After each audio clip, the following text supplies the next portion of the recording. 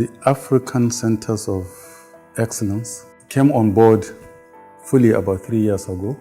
There are 10 of them in Nigeria, as you are really familiar, in 3 broad areas. In the areas of STEM, in agriculture, and in medical sciences. What Informed ACE is most importantly the need for knowledge and technology in Africa's development. 2/3 of economic development comes from technology and better applied knowledge and skills. Then there's a lot of bridges, there's a lot of hardware and roads, etc. That's important, but that's less than 1/3 of economic growth. 2/3 of economic growth is using your resources better. Technology and being smarter, being innovative. And that comes from education and skills. We started that engagement with the World Bank, and later that year we called a meeting of all Nigerian universities to discuss on which areas to support. And we narrowed down on postgraduate training, research, and enhancement of learning environment. We need to have these capacities in Africa if we want, in the long run, to drive our own development. And the only long-term solution to that is strong universities. 10 centers are located in 10 different universities, so no university houses more than 1 center of excellence. 3 of the centers are in the areas of agriculture. Bayero University Kano houses the Center for Dryland Agriculture, which has now become a regional center, bringing together researchers and practitioners from the West African sub-region.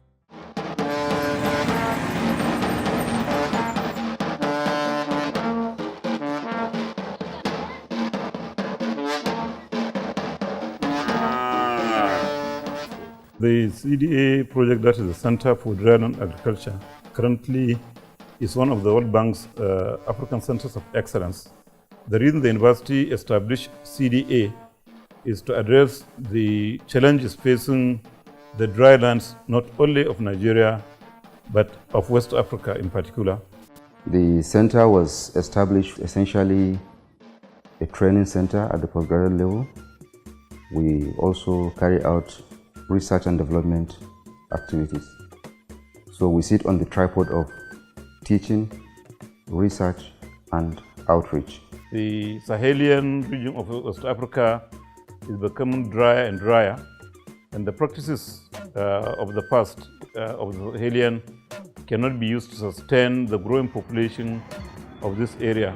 That's why the university set up the Center for Dryland Agriculture to carry out research on dryland agriculture to assist farmers to face the challenges so that even with the dwindling rainfall, there will be increase in the yields and harvest. Here, what basically we do is to bring together different set of data sets and then to be able to manipulate, overlay those data sets, and then to see how do we predict, understand the status, nature, and the dynamics of the happenings within the dryland environment, and then to make policy recommendations. As a student with the center, my work focuses on one of the key elements of dryland. Talk of dryland is soil and water, scarcity of water, and then infertile lands. So I'm working on diagnosis of nutrient limitation and imbalances in the northern Guinea savanna of Nigeria. Quite a number of countries have capacity to actually predict the kind of projected yield you have so that they'll be well armed in terms of repositioning themselves in terms of the prices of commodity. Fully knowing the advantage of that, here at the center, for all the NSC and the PhD programs we have, GIS is compulsory. We are reaching out to a large community, and we do several things. Some of them including how to make them get feeds for their animals during the dry season. As you know, this is a real issue in dryland, and is one of the sources of conflict now in the country, lack of feeds for animals, which leads to pastoralists and farmers having conflicts all over.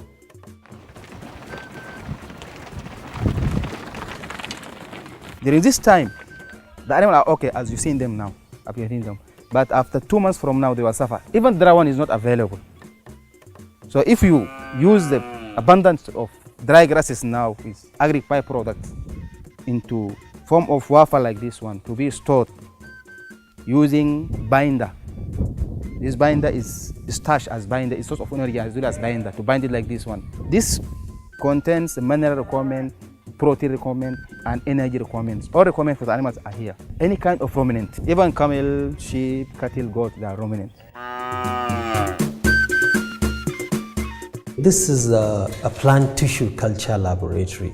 It was established to propagate crops that are very high yielding or that are already improved, and then you want to have them in large quantities.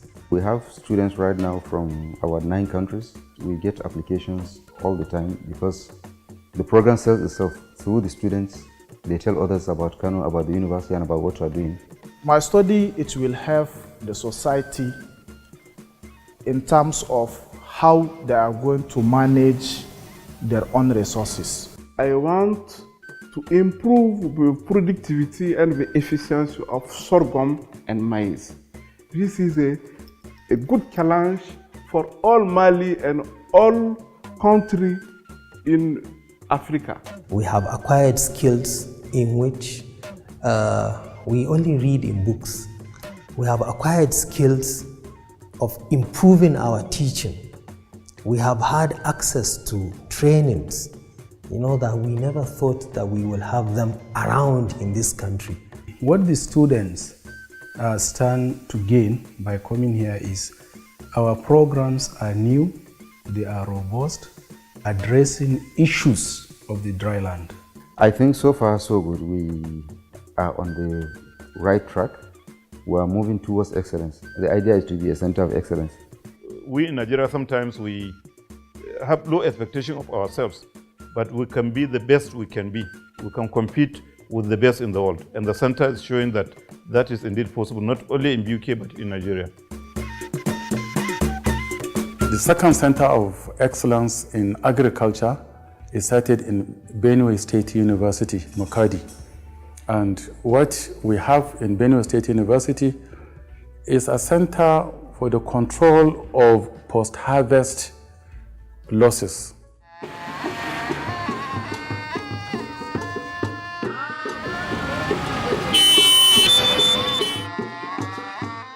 The name of the ACA and BSU is Center for Food Technology and Research. And that is what we call CEFTA.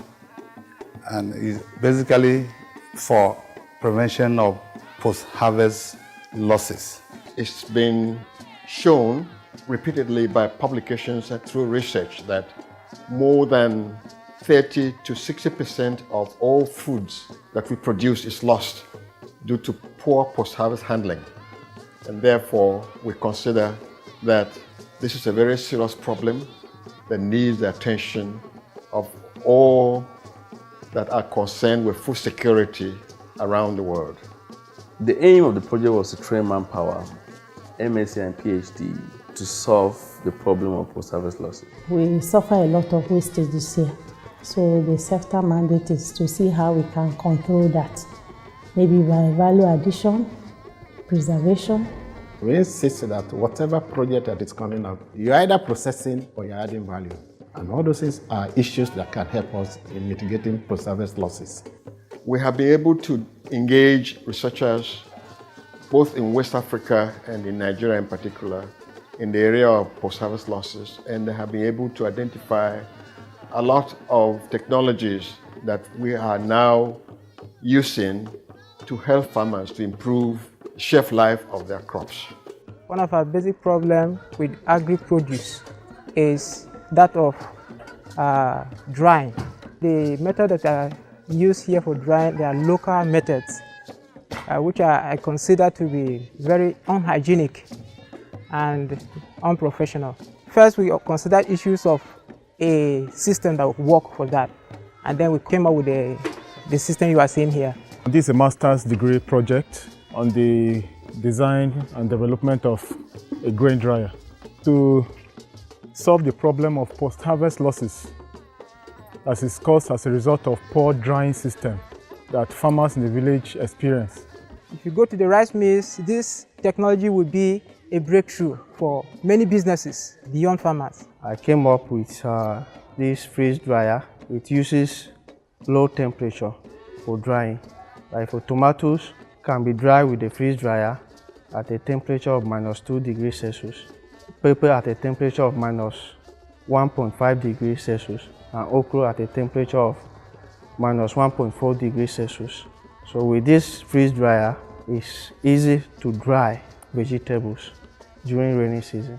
What that means is that this food is not going to be wasted again as it used to be.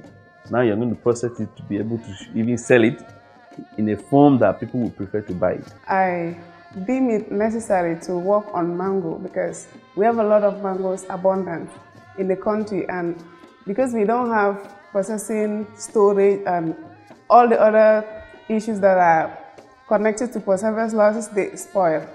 As a result, I deem it necessary to work on mango in order for me to use that technology, go back to give to my country.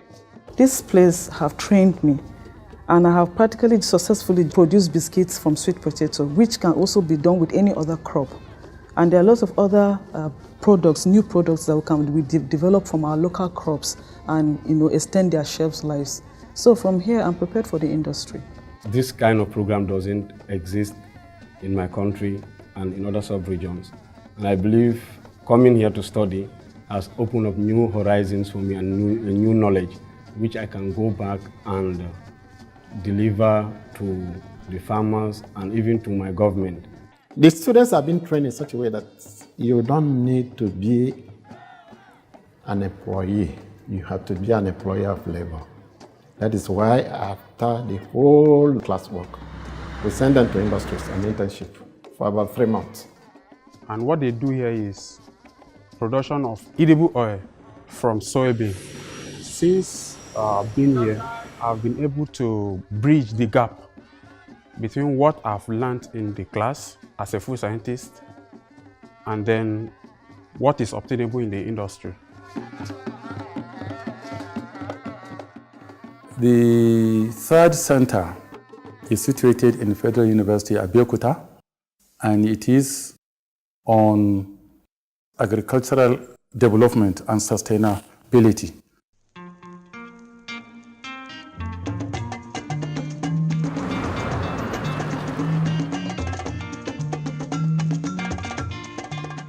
Agriculture being our very, very strong area, we decided to name the Center for Agricultural Development and Sustainable Environment. The essence of this program is to practice a sustainable agriculture within a sustainable environment, and that's what we are doing. And there are 2 prongs to this Center of Excellence. The first one is teaching, and the second one is research. So in terms of impact, as a university, we've been able to show that the university can actually come out with research output that will interact with the town and grant, and also leverage opportunities for the private sectors while coming out with breakthroughs in terms of technological solutions. We have established a lot of linkages with companies in Nigeria and outside Nigeria and within the West African sub-region.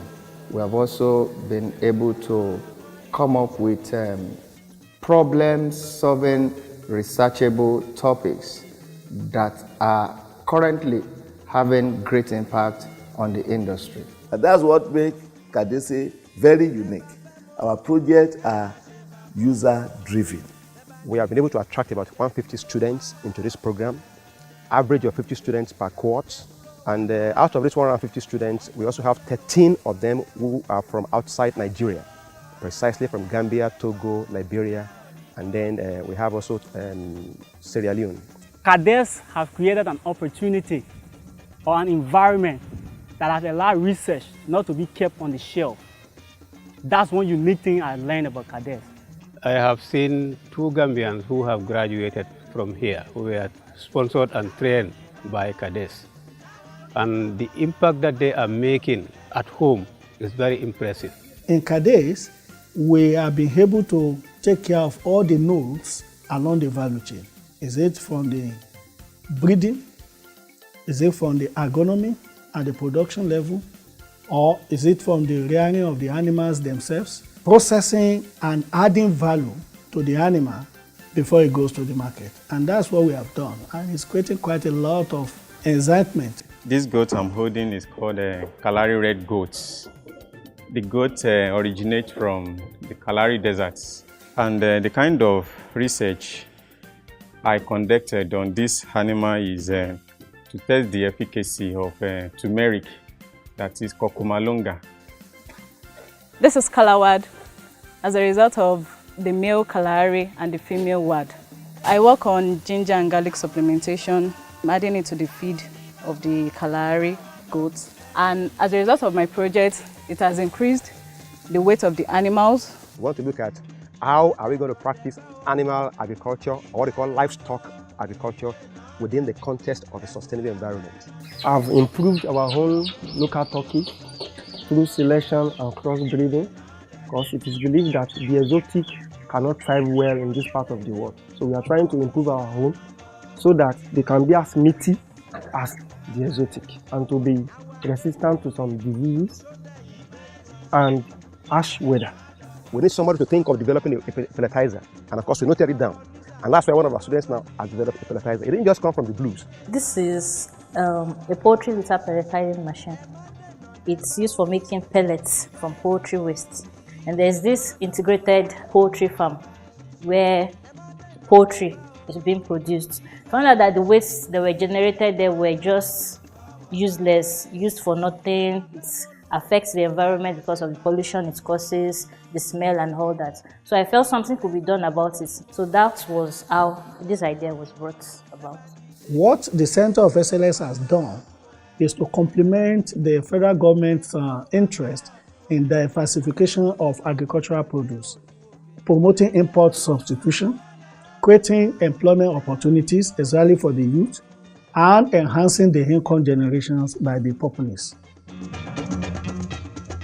There are also 3 centers on STEM. The University of Port Harcourt houses a center on oil field chemicals research.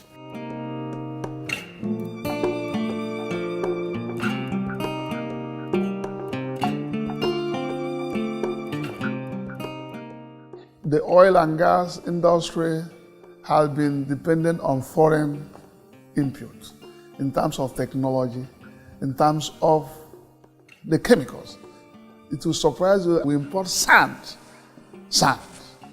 from Ottawa, from Canada. We import bentonite from Wyoming. But these things are right here in our backyard. So at the end of the day, we are just busy servicing the other country. Now Nigeria said, no, time has come where the quantum of what's going on in the oil industry, at least 70%, should be in country. And that's why we are here. My research was bordered around the use of chemicals to enhance oil recovery and oil production. So I should have naturally done that, continued in that line. But when I came back home to Nigeria, I heard about C4. I got more interested in it because it gave me a different perspective of how you can actually enhance oil recovery using waste, local waste. Right now, we worked on the bentonite. We've been importing bentonite because they think the local bentonites are not useful. With our research, we had a very useful breakthrough where we can now use Nigerian bentonites. We've been able to develop products on corrosion inhibitors and other oil field chemicals. So what we see is that a kind of big marriage between industry and academia. Here we have a loop that is used for hydrate formation simulations. This loop mimics the offshore environment, and anything that has to cause depositions are not allowed to occur. Those depositions in the form of hydrates for gases. So what hydrates does that, it blocks the pipeline. So this is the loop that tries to simulate that environment. These are students who will have found it very difficult because the kind of training we give them is the kind of training you have to send people to the US, to the UK, to Australia. They're getting it right here in Nigeria. Here I have waste from okra, actually the head, And then I have what we call potash account here. We have some leaves that we use. This one, the okra, acts as a polymer. This is the palm kernel oil. It acts as a surfactant, it's a surface active agent. And then we have this, the account, which is an alkaline. Because in your chemical recovery, you need these 3 chemicals to be able to recover oil. What we do is we get the need of the industry in terms of what they need in these chemicals and commit the students to focus on this research. And this helps us to also have the industry to participate in supervising curriculum development. The reason why we're doing it, first of all, one is to eradicate the high level of toxicity in these chemicals that we import. We're moving away from the conventional methanol, the conventional PVPs that is being used. We're trying to see if we can get local materials that can do the same job of those PVT. So what this loop is doing for us is to help us screen those inhibitors. University of Port Harcourt is famous as an entrepreneurial university. We believe in using your brain power to solve human problems. This is novel. This is new. You will not get this anywhere. And I'm glad that it will be here that we would have that record, that we were first to bring this to the limelight in C4. Beyond those that enroll from Nigeria, we also have collaboration within the region. Students from the West African sub-region are coming here now for training in this area. What we have achieved so far is what I call internationalization of academics at home. Because in some of these countries, they are not strong in petroleum and oil field related research. So we are hopeful that in the nearest future, it will be a catalyst to develop human capital in Africa. Ever since I came here, I've learned a lot. I used to only know about the petrochemistry, but I've got to know the formation of the petrol, to the production, and to final use of the petrol. One thing learned in Port Harcourt is always think outside the box. And to me, that is very good, where we can be able to get people who will be able to think seriously through problems so that we can solve them. We have a company, Nigerian Natural Gas Company, endowed a building, a professorial chair, and a mini refinery for research. And some of our students are on it. Everything that happens in a conventional refinery happens here, but on a mini scale. Because we know that the usefulness of crude oil is only realized when you break down the molecules. And that's the problem we have. We get crude, we'll export, we buy back. Each time we import those materials that are useful to us, we employ people abroad. We empower people abroad. But by being able to look inwards, we not only make more money for ourselves, we also empower people by making them employed. The target of the federal government is that at least 70% of what is happening in the oil industry should be domiciled in country. And this is an answer, obviously.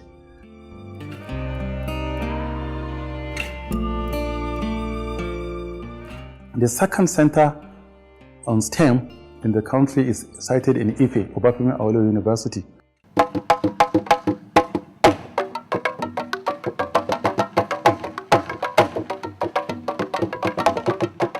We have a group of minds dedicated towards thinking, innovating, building mobile applications, web-based applications to combat challenges in different sectors of the Nigerian economy. So we are looking at a way where we can build IoT devices at low cost that will meet world-class standard, because that is the goal.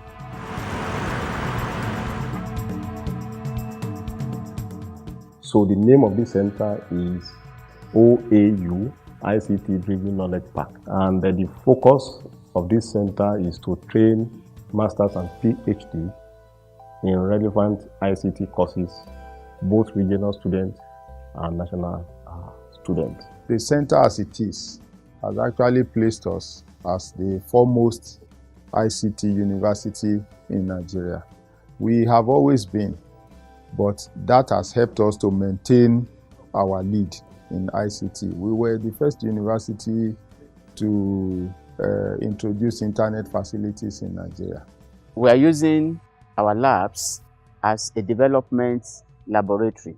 We have worked on about 3 different products now which have been released even to our industry partners. The focus of the engineering program, the computer engineering program, is more into designing and implementing a lot of these devices for different applications. The first project that I did when I got contact with Oak Park was to automate the whole lab. And by whole lab, I mean I had to automate the door, the lights. I can check the temperature of the room, control the TV, control the ACs. Then I had to build something that can detect if someone is at the door so that it can be opened. Then all of this is now made available on a mobile platform that can be operated from anywhere for as long as they're on the internet. This center has not just the facilities, but it has the innate support to help us get going. And I believe that by the time we actually scale up to the level that we have to go, it's going to be another Silicon Valley of its own. In fact, the center here is going to become a hub, an African hub for software development. Basically, the overall aim of the project is to make the university an ICT training hub for African sub-region. At the end of the day, some of these students should be able to sit down and design and implement a very simple micro computer system. It's not compulsory to be a table computer, maybe the handset. In fact, we have one of them now already designed and implemented a mobile phone, an improved mobile phone. It's working, and what we are trying to do is to see how we can look for investors to invest on this product. When he told me that he wanted a mobile device, in my mind I thought, like, no sir, you are joking. But he was like, we'll give you everything needed to build it. And I remember we sat down here, ordered the components, and we started working on it. And we never knew it was going to be achievable, but it was actually achievable. You can see that we targeted 4 major sectors and we drew like a cycle around it. So on one side you have health, on one side you have agriculture, on one side you have cybersecurity, and on one side you have transportation. So here's what we do: we get guys together. Okay, sit. Now look at ideas and things that we can develop that would affect each of these industries. Now we know that these industries, they form a major bulk of the economy. What that center has been able to do is to harness the potentials among our staff and students. Based on this project now, our program in Department of Computer Science and Engineering is now internationalized. We can now attract students from the region. I see this as a great opportunity for me being at OEU, especially on African Excellence. I see this as an opening opportunity in my career hunt. They are imparted more knowledge into my field of study, most especially when it comes to the ICT field. I know a lot about the computer, and then I'm doing a hands-on work, and I wish to carry back to my country, Liberia, to help the people. This is the first university in Nigeria that will run all these courses and have full accreditation by the NUC. And this is as a result of the support that we receive from the World Bank to make sure that this center is now the center of ICT, not in Nigeria, but in Africa. The progress I made in 8 months can never be compared with the progress I've made throughout my career before my contact with Oak Park.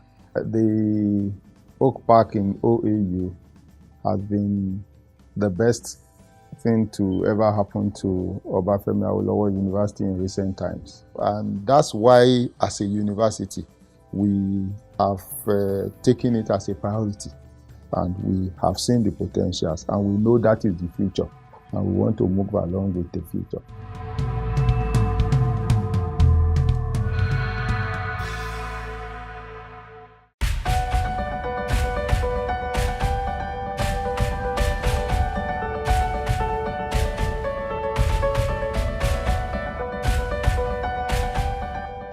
We were able to fabricate organic light emitting diodes based on a pressure-assisted technique.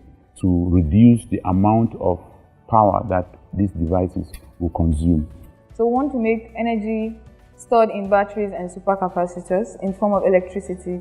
We're looking at if you can charge your battery in few minutes, and then it can also deliver as much power as you need. I produced a block. This is a magnesium oxide based block from very abundant material, dolomite or magnesite.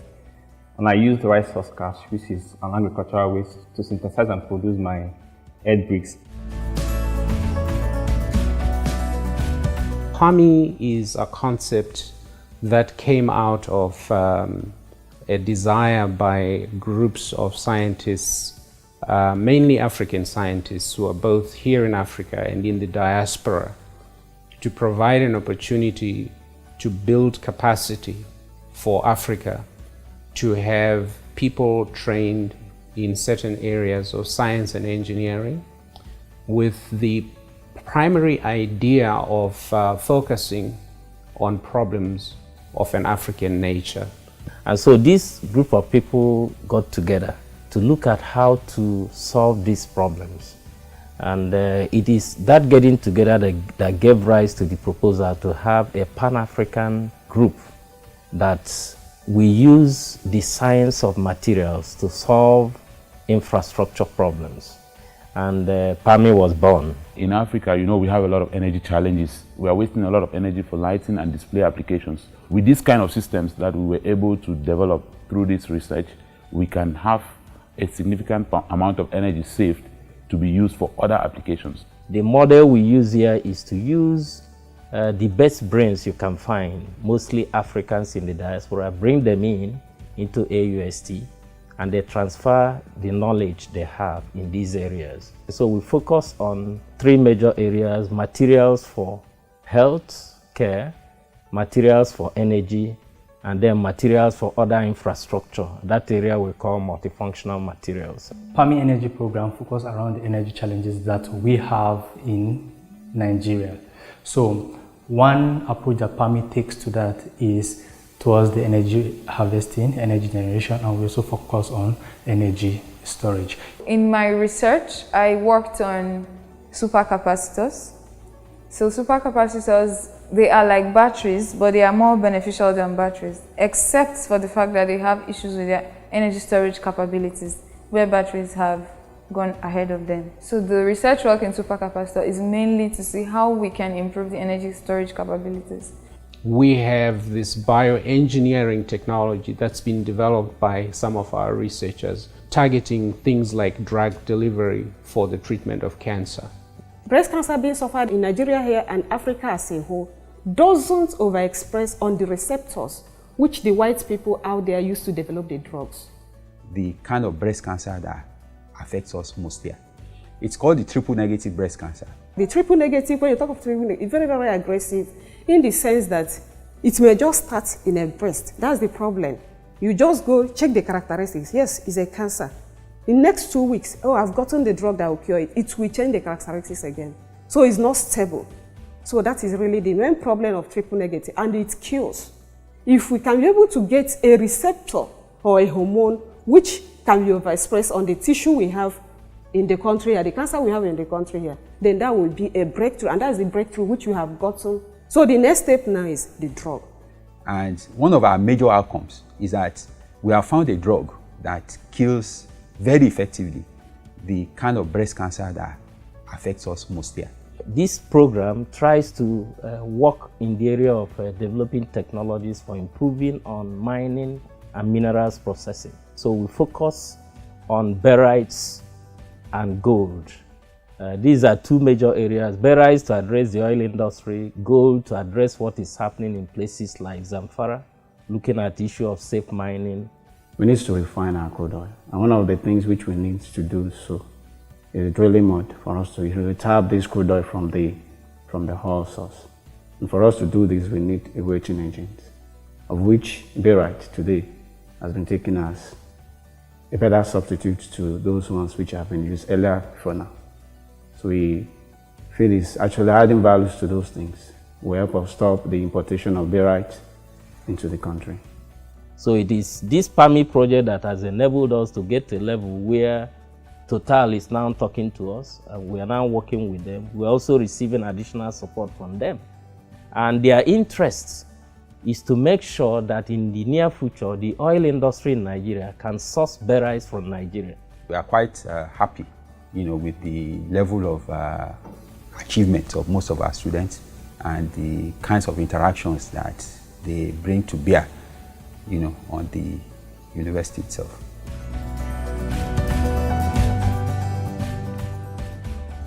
The remaining centers are focused on health issues or medical issues. The first one we speak about is that in Redeemers University, and that is a center on genomics of diseases.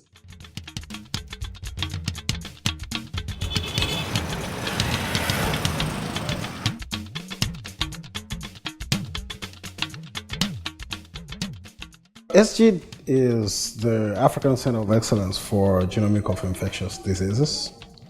And SGID has a mandate to build a critical mass of African scientists that are well trained in genomics and that can use genomic tools toward elimination or eradication of the infectious disease.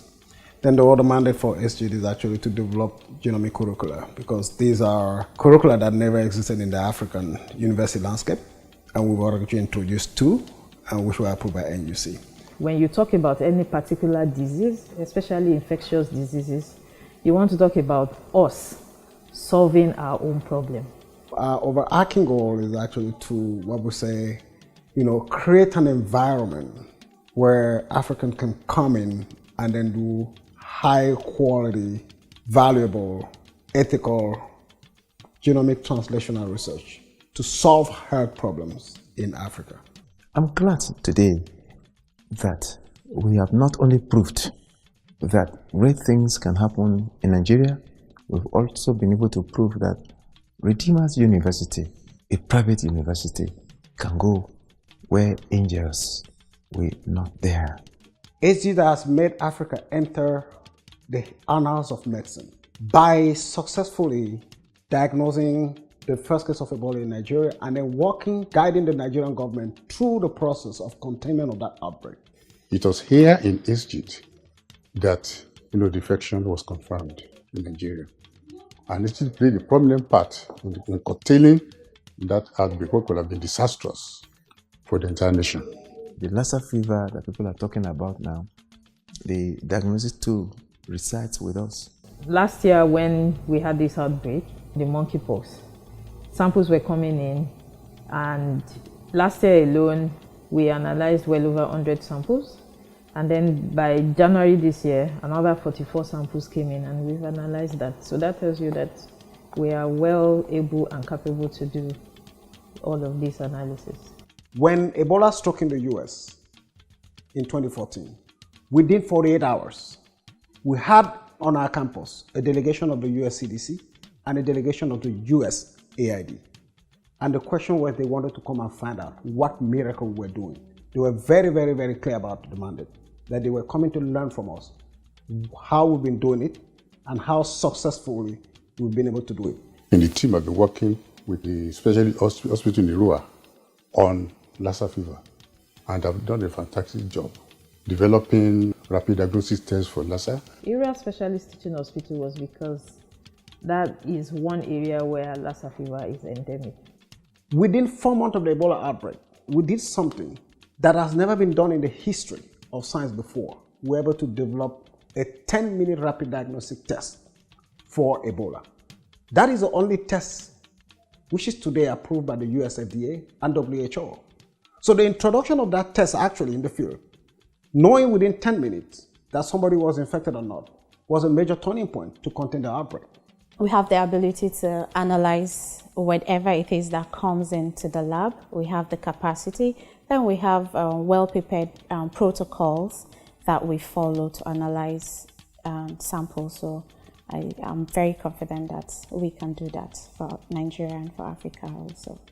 I've always had a passion for medicine. I've always had a passion to help the sick, to help children. And then when the World Bank brought this opportunity of empowering young students to become scientists, researchers, I felt this was an opportunity to help my people, to help my fellow Africans, basically.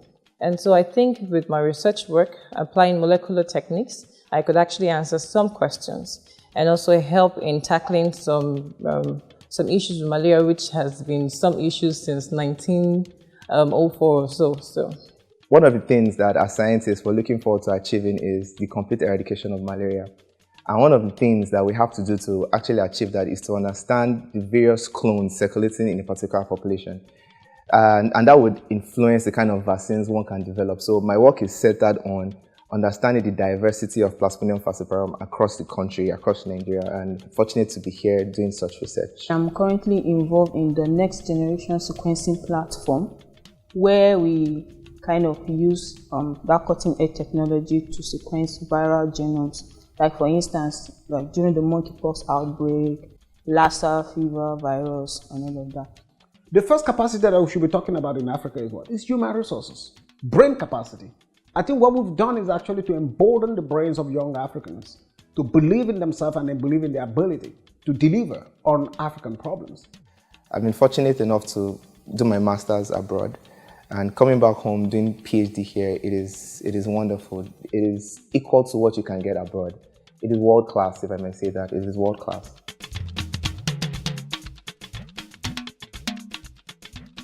The second center is in Benin, and health issues. It's to do with reproductive health.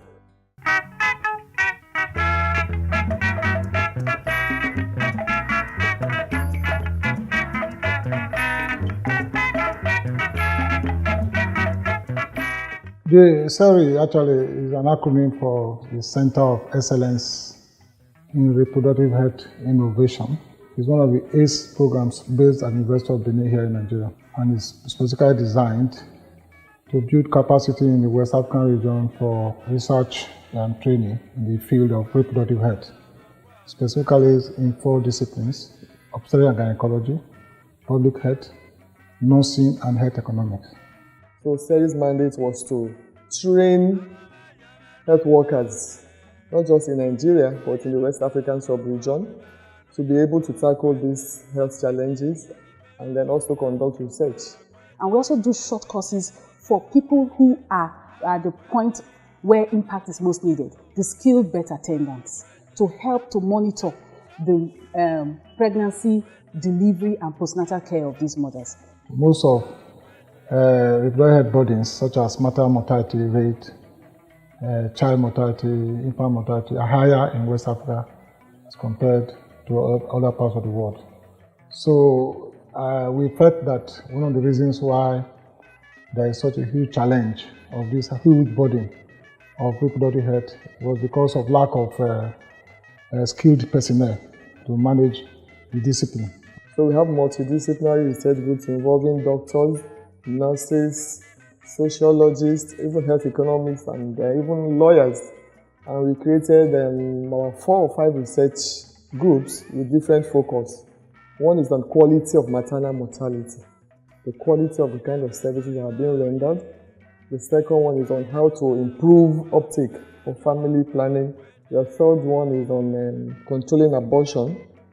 And I think the last one is on HIV/AIDS, which we all know are topical issues that are affecting a lot of women and children, not only in Nigeria, but generally in West Africa and globally too. Nigeria definitely needs a lot more people trained in reproductive health, as does much of West Africa. So I think the concept behind the whole series is excellent, because this is an area of real need and it could provide a valuable service. There are plans for us, at least the PhD students, to go for industrial attachment in highbrow universities. So for me, it's a privilege. And I got into this program with a mindset to actually be part of creating new, inventing new things, being innovative in my pursuit. And CERI has created a platform for me achieving this purpose. CERI actually looked at thematic areas such as family planning, HIV/AIDS, maternal mortality. And these diseases have been found to be the core generating forces of the vicious cycle of poverty. CERI is a special center, a center for innovation in reproductive health issues. So if you want to undertake a program, you would want to go to a specialized center. And I think that is why most of them, the Gambian students, the foreign students of Gambia, they are mainly from Gambia. That is why they came. When we came here, we were very enlightened about the program, about maternal health, child health, and how to tackle the problems that Africans are facing, especially the Gambia.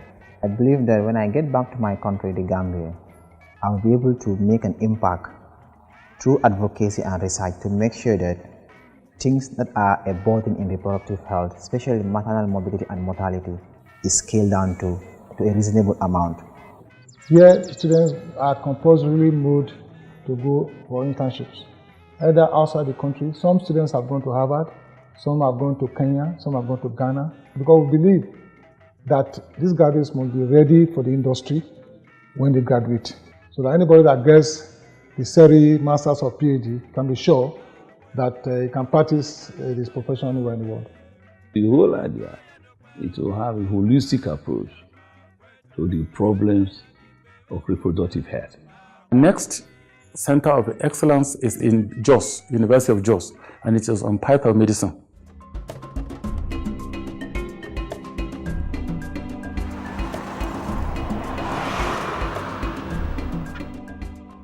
Africa Center of Excellence, University of Jos, is more into phytomedicine research.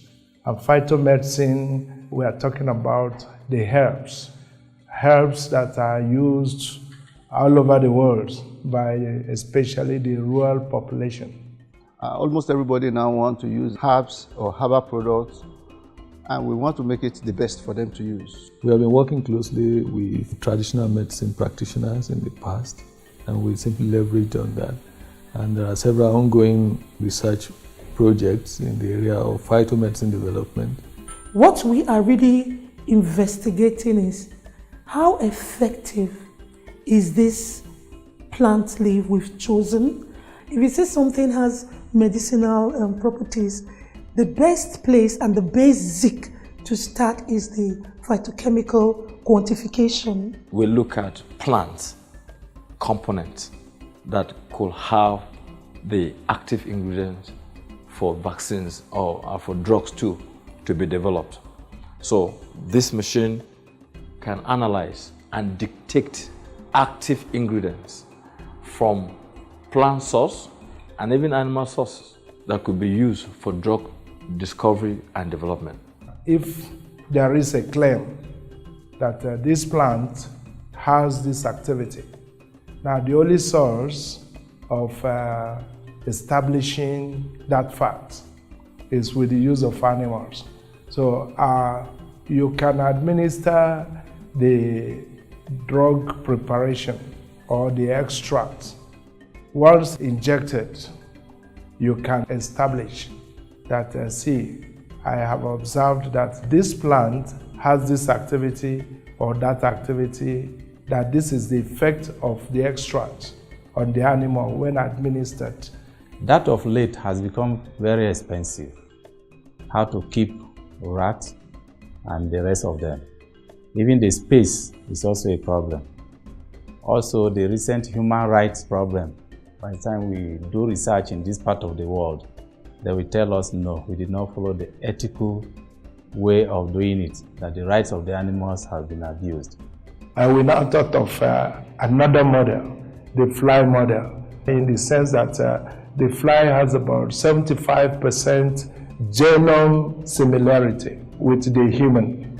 For that reason, we can study psychiatric problems with the fly, can study diabetic problems, hypertensive, and so on. So more than 100 years ago, the developers have started using this fly called Drosophila. Actually, molecular science started with it in terms of animals. And the gene of these flies was even cloned before that of human being. The genome was completely known before that of human being. So recently, with the help of this African Center of Excellence, we got to know about it. And we have now come to the knowledge of using it instead of the rat to do what we call preclinical trials, testing for toxicity. We have one anti-fertility drug. So you just take 2 capsules and the woman is prevented from pregnancy for 1 year. We have tested so many of these herbs for diabetes, hypertension, and cardiac problems. The center has also successfully, and we announce this with every sense of accomplishment, joy, and happiness, has been able to develop the anti-snake vaccine successfully. One of the advantages of this vaccine is that unlike the ASV, conventional ASV, it's heat resistant. So it can be carried around even under extreme temperatures, up to 40 degrees, 50 degrees. And not only that, it has activity on different species of the snakes. So whether it's cobra, whether it's viper, in fact, it neutralizes the venoms of these snakes. So you can see that in this center, we have come up with what we need and what will serve the population, especially the rural population. If we want to heal malaria, they tell us to take leaves, to take roots of plants, any different plants. But we know that it is not every chemical in this plant who are need to heal the malaria. This center will help us to pick specifically the chemical that we need to heal this malaria. We are globally being recognized as a result of the efforts we are making at this center.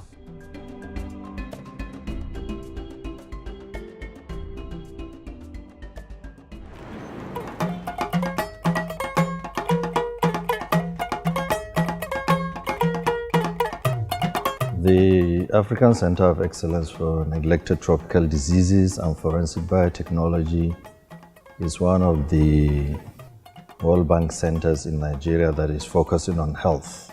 ABU planned and developed this center with funding from the World Bank grant with the hope that we'll use the capacity we have built in biotechnology over the years to help solve some problems that are peculiar to Africa, and that is neglected tropical disease. This group of diseases where there is no major international agenda for solving them, and they affect the livelihood and the health of our people, particularly here in developing countries. We came up with these neglected tropical diseases.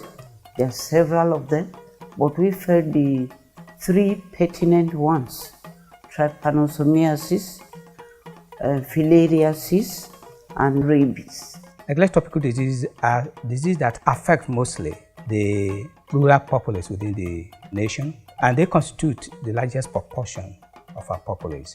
African trypanosomiasis is a disease of humans and animals.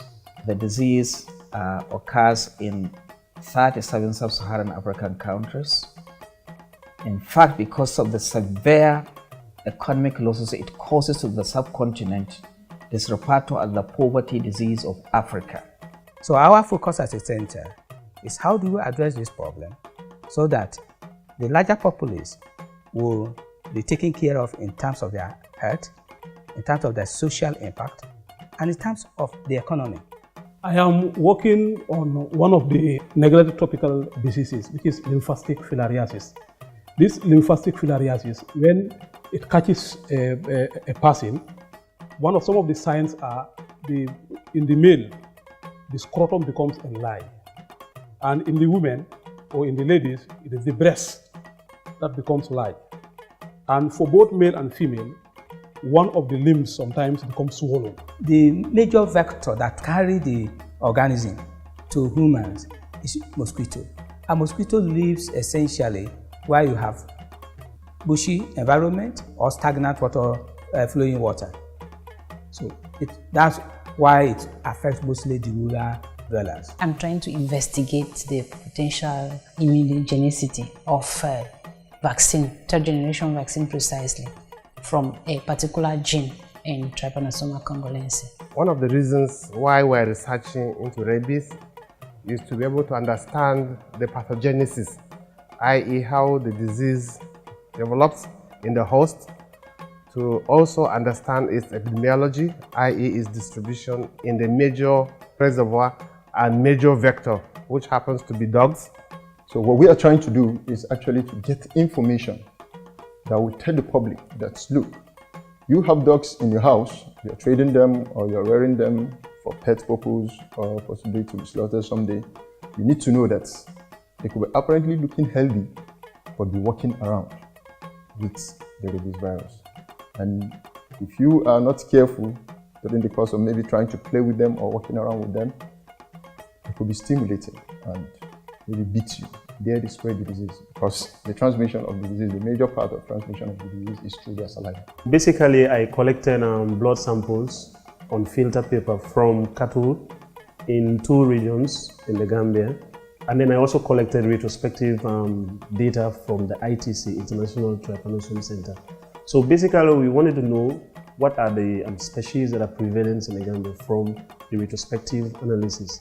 And what we are doing now is to really look at what are the issues that affect us and what are the solutions we can provide as researchers. We are hoping that we will not just be the only center, but we'll be able to provide the manpower that will be able to man similar centers that will spring up in the future. These are the 10 centers of excellence, 3 in agriculture, 3 in STEM, and 4 in health issues in this country. So giving Africa the capacity to solve its own problems, that's what really was the rationale for the Centers of Excellence. We should have less consultants coming in, but have more capacity in Africa to drive its own development. A lot of times when you interact with people from outside Nigeria, they tell you that Nigeria is not a safe place to go to. But we have had students coming from everywhere to study here. Some are in Jos, some are in Bayero University Kano, some are in Port Harcourt, some are in Benin and everywhere. So when these students graduate and they go back home, they tell everybody that, look, I studied in Nigeria for 2 years, 3, 4, 5 years, and there's no problem. So in general, the quality for us, we are happy. It meets the national standard of the various university senates, because it is the university senates that awards these degrees.